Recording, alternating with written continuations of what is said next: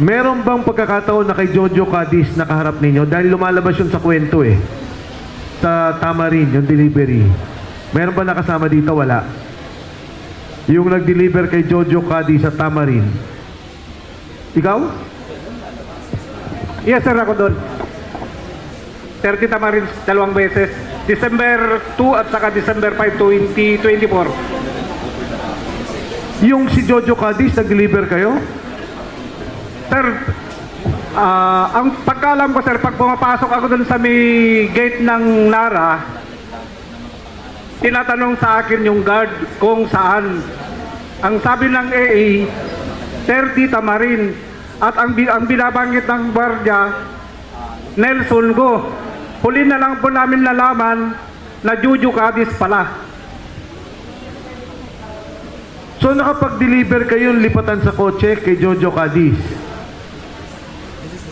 Pakiulit, sir. Meron kasing kinikwento nung hearing na di ba yung dealer ng pera sa Tamarin, 30 pala yun, 30. Yes, sir, 30 Tamarin, South Forbes, Makati.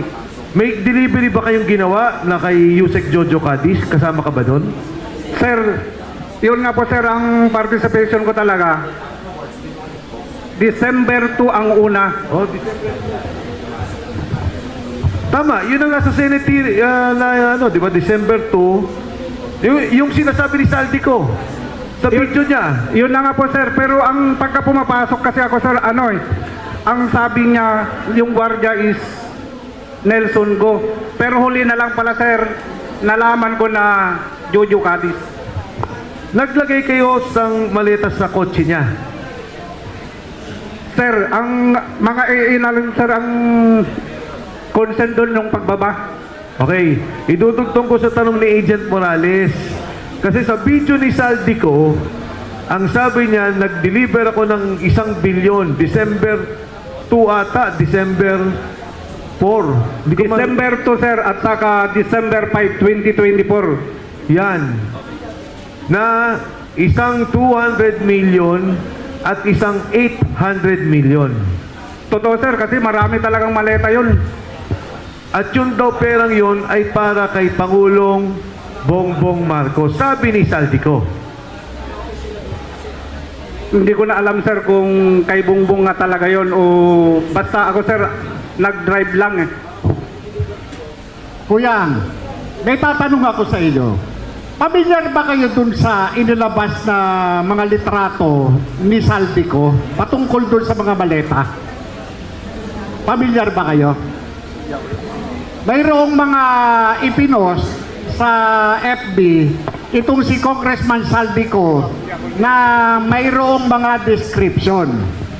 Katulad, halimbawa, nitong November 15, mayroong mga maleta, litrato ng mga maleta na nakalagay cash out. 28 luggages, 1 billion delivered to RR, Romeo. Sino tong RR? Kung alam ninyo. Yung code na RR, double Romeo. Pakisagot, sa may alam. Ano yan, sir? Resident Romualdez. Apo, sir. Double R. Okay. Si Romualdez ito. Hindi, ang gusto ko lang idugtong dito kasi yung dugtungan ng lahat ng kwento doon kay Saldico, ang pinakamalinaw na sinabi niya, yung delivery ng December 2 at December 5. Nasa video niya yun eh. Ikaw lang ba yung kasama dito na nag-deliver?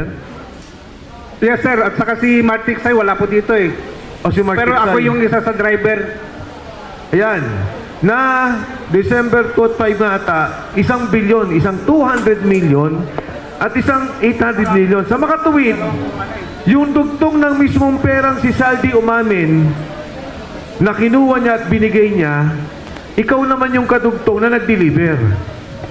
Yes, sir, ako yung isang driver, sir, kasi dalawa kaming van eh. Oh, ang ibig ko pong sabihin, lahat kasi ng kwento ng mga sundalo, nag-deliver ng pera pero hindi natin maidikit kung ano yung eksaktong pinanggalingan, bakit binigay ni Saldico.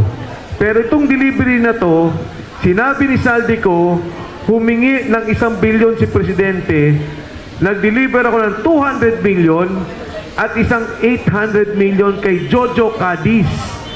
Dahil dun sa 30 Tamarin, malapit daw sa bahay ni Presidente, ikaw pala ang isa sa mga kasama. Yan ho ang malinaw na dugtong dun sa delivery ng pera. Okay, balikan ko to, Sarge. Tube, kawata to. Yes, sir. Paki-describe naman. Yan Anong- yung sa bahay niya, sir.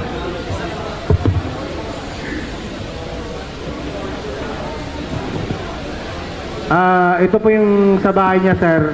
Ito yung picture namin bago kami umalis ng umaga, pabalik ng Maynila na. Bali, nag-sleep over po muna kami ni Kong Saldi doon, sir. Ilinaw ko lang ulit ilang maleta yung dala nyo dito nung panahon na to? 5, sir, 5. 5 maleta. Medium, small, large. Isang size lang, sir, na large. Lahat large. Yes, sir. 5 large. Ang large is 50 to 70 million. Yes, sir. Okay.